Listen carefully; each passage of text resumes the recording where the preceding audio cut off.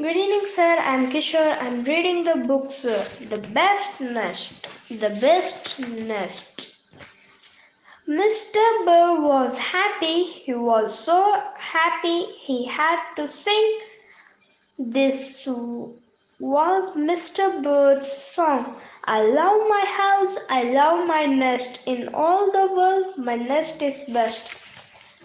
Then Mrs. Bird came out of the house. Is it not the best nest? She said. I'm tired of this old place, said Mrs. Bird. I hate it. Let's look for a new place right now. So they left the old place to look for a new one. This place looks nice, said Mr. Bird. Let's move in here. But somebody else had already moved in. So they looked at another house. This one looks nice, said Mr. Bird. And there's nobody in it. You're wrong, said Mrs. Bird. This house belongs to a foot. So they went on looking. I like this one, said Mr. Bird. It has a pretty red flag on the roof. I have always wanted a house with a flag, said Mrs. Bird. Maybe this place will be all right. But it was not all right. I guess I made a mistake, said Mr. Bird. You made too many mistakes, said Mrs. Bird. I'm going to pick the nest out, and here it is, right here. They flew in. They looked around. Isn't it too big? Asked Mr. Bird. I like this place, said Mrs. Bird. This is the place to build our new nest. They went right to work. They needed many things to build the nest. First, they got some hay. They got some soda straws and broom straws. They got some sweater wool. They got some stocking wool and mattress stuffing. They got some horse hair. They got some man hair. Soon they had all the hair, all the straw, all the wool, all the stuffing, all the horse hair, and all the man hair they could carry. They took it all back to build their nest. Mr. and Mrs. Bird worked very hard. It took them the rest of the morning to finish their nest. This nest is already really the best, said Mrs. Bird. I want to stay here forever. Mr. Bird was very happy too. Mr. Bird was very happy too. He flew to the top of his house. He sang the song again. I love our house. I love our nest. In all the world, our nest is best.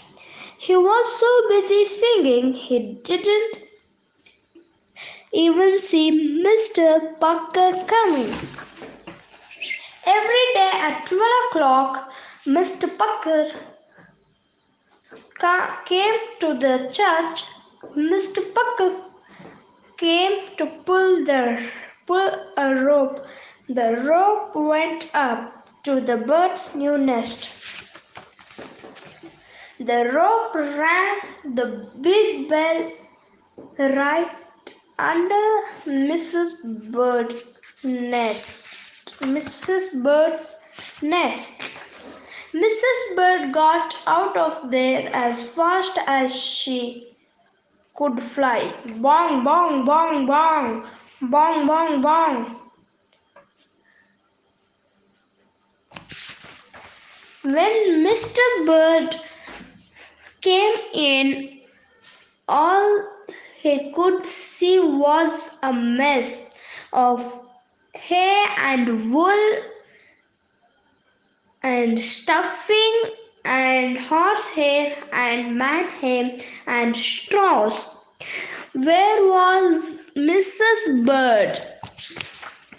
I will look for her until I find her. Mr. Bird, find her, said Mr. Bird.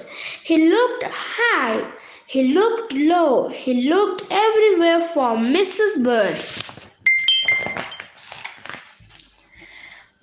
He looked down into a chimney, but Mrs. Bird wasn't there. He looked down into a water barrel, but Mrs. Bird wasn't there. Then he saw a big fat cat. There was a big fat smile on the fat cat's face. There were some pretty brown feathers near the fat cat's mouth. Mr. Bird began to cry. Oh dear, he cried. This big fat cat has eaten my Mrs. Bird. Mr. Bird flew off. I'll never see Mrs. Bird again, he cried. It was getting dark. It began to rain. It rained harder and harder. Mr. Bird could not see where he was going. Crash! Mr. Bird bumped into something. It was his old house, that old house that Mrs. Bird hated. I'll go inside, said Mr. Bird. I'll rest here until the rain stops. Mr. Bird went in, and there was Mrs. Bird sitting there, singing, I love my house, I love my nest, in all the world this nest is best.